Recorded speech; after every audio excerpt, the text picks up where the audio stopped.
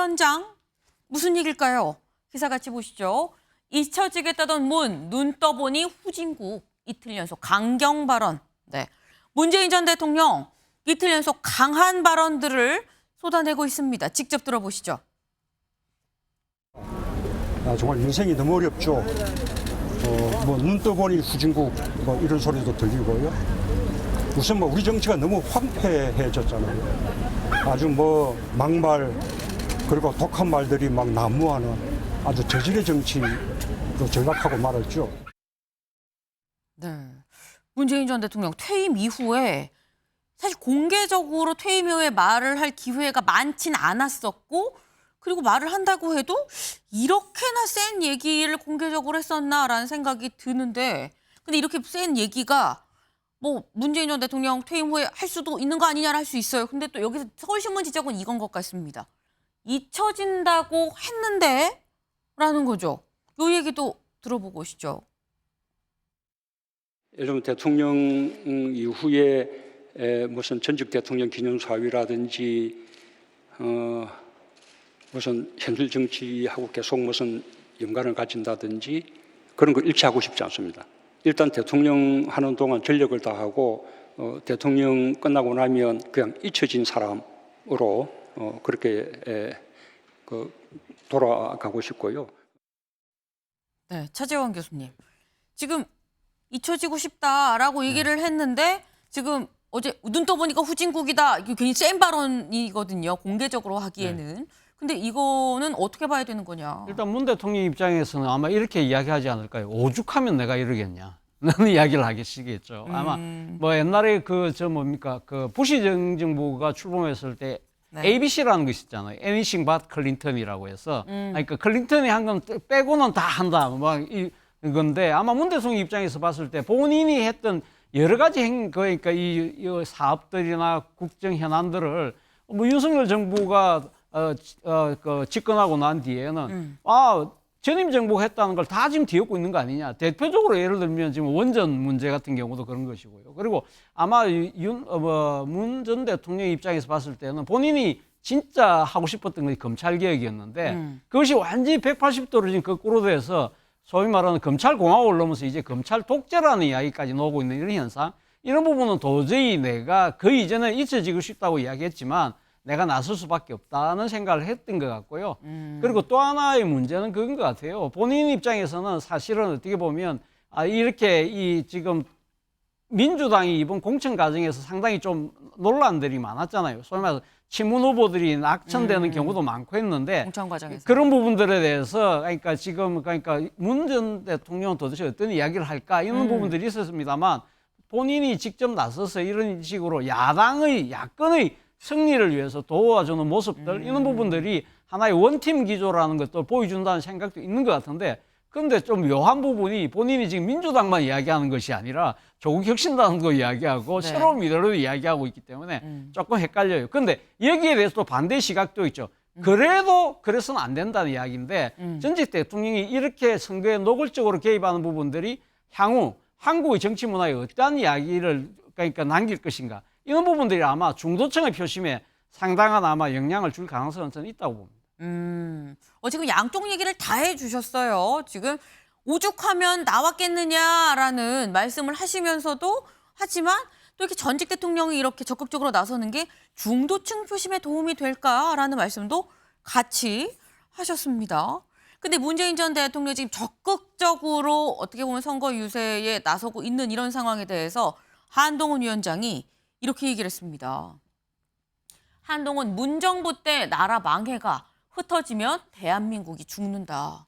한동훈 위원장 얘기 들어보고 오시죠. 문재인 전 대통령이 총선에 전면으로 나섰습니다. 70년을 살았지만 지금 이런 정부 못 봤다? 이런 얘기를 하는 거잖아요. 기억력이 나쁘신 것 같습니다. 우리가 생각하는 최악의 정부는 바로 문재인 정부였습니다. 기억나지 않습니까? 저는 문재인 대통령께 잘 나오셨다고 생각합니다. 그걸 우리가 잊어버리고 있었던 최악의 정부, 그 시절, 문재인 정부의 시절을 여러분께 기억할 수 있게 해주신 겁니다. 그분은 우리의 기억력을 우습게 보는 것 같습니다. 문재인 정부 당시에 나라가 망해갔던 것 기억 안 나십니까? 부동산이 폭등하고 정말 살기 힘들었던 거 기억하지 않습니까? 네, 한동훈 위원장. 아니, 오히려 잘 나오셨어요. 네. 문재인 정부 때 별로 안 좋았거든요, 나라. 그거 다 잊을 것 같은데 지금 나와서 오히려 사람들 다 기억할 것 같습니다. 잘 나오셨어요라고 지금 얘기를 했습니다. 네. 근데 오늘 만평이 하나 있었는데 그게 약간 요 같은 보수 지지층의 시각에서 한 요 만평인 걸로 일단 보입니다. 보면 윤석열 대통령이죠. 그리고 문재인 전 대통령입니다. 여기 뭐 시내가라고 해야 될까요? 여기에서 지금 열심히 설거지를 하고 있는데 문정부 설거지다라는 거예요. 이렇게 못하는 거 처음 봐라고 했더니 윤석열 대통령이 열심히 땀을 삐질삐질 흘리면서 그릇을 그러니까 문재인 정부 때 설거지를 지금 하고 있다라는데 제목이 엔간히 남겨놓았어야지라는 겁니다. 근데 이거는 사실 뭐 보수 이 시각으로 쓴 것 같은데 장효미 변호사님. 네. 요거에 대해서는 또 하실 말씀이 있을 수 있어요. 이런 식의 인식으로 유권자 마음을 얻지 못할 겁니다. 지금 집권 몇 년 차입니까? 3년 차입니다. 중반기에 접어들고 있어요. 그런데 언제까지 문재인 정부 탓할 겁니까? 그리고 잊혀진 대통령으로 살겠다고 했는데 이 정부에서 어떻게 했습니까? 잼버리도 문재인 탓이다. 잼버리 유치 못한 것도, 부산 엑스포 유치 실패도 문재인 정부 탓이라고 이야기했습니다.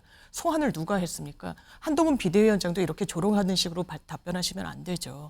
윤석열 정부의 실정을 묻고 있는 겁니다. 누가 문재인 정부 심판합니까? 이미 대선에서 평가는 끝난 겁니다. 그런데 과거 정부 소환한다?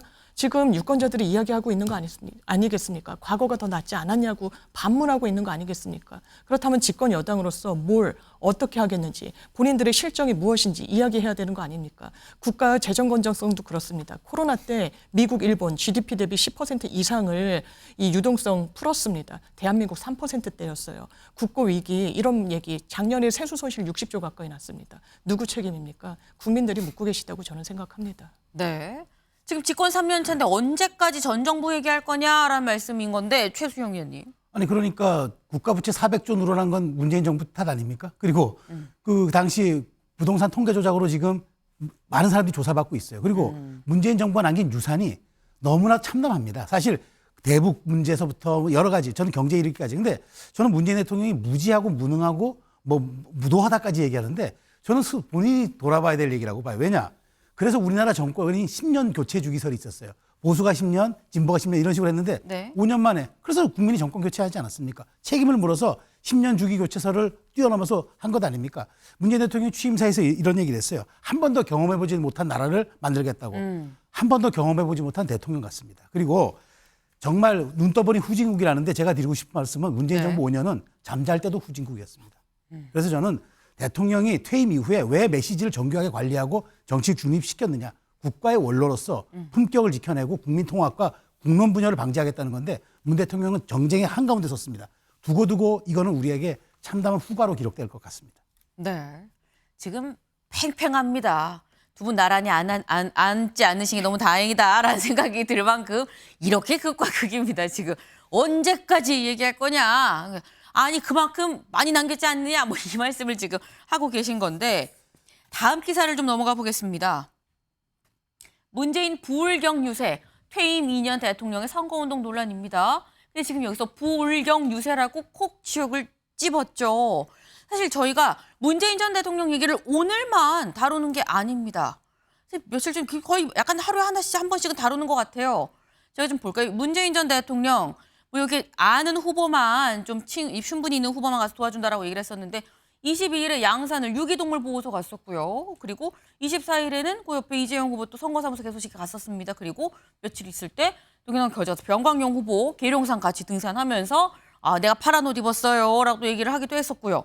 그리고 1일에 부산 사상에 갔습니다. 그래서 배재종 후보 또 도와줬죠. 경남 양산 벚꽃길도 갔었고요. 그리고 어제 울산 동구, 중구, 남구가 갔었습니다. 근데 이 정도 되면 저희가 오늘 키워드가 선대위원장이죠. 네, 차지원 교수님.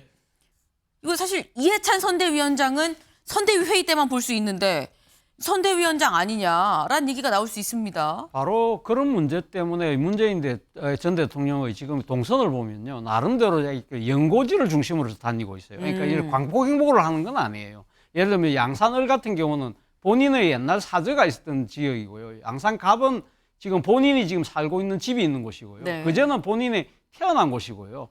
그러니까 부산 사상은 부산의 그러니까 본인이 선거구였잖아요. 그쵸. 정치적 고향이라고 할 수 있는 것이고 울산 동구하고 중구 저기 간 거는 아마 이 울산시장 선거와 관련된 재수사와 관련된 나름대로 항변의 뜻을 담고 있는 것이 아닐까. 나름대로 그러니까 지금 민주당 돕고 싶은 마음은 꿀떡 같지만 네. 그나마 본인 입장에서는 상당히 그 동선을 최소화하고 있다. 그리고 좀 선택과 집중을 하고 있는 모습을 보이고 있다. 이런 논란들을 나름대로는 의식을 하고 있는 모습으로 보입니다.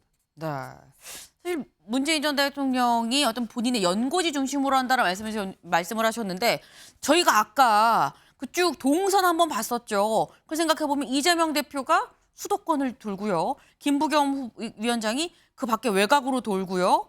부울경은 지금 곳곳에 연고지는 중심으로 문재인 전 대통령이 돌고요. 네, 이렇게 보면 또 한동훈 위원장이 또 상당히 힘들겠다라는 생각이 또 혼자서 남은 7일 열심히 잘 버텨야겠다는 생각이 좀 들기도 합니다. 네, 오늘 저희가 준비한 소식 여기까지입니다. 오늘도 좋은 하루 보내세요.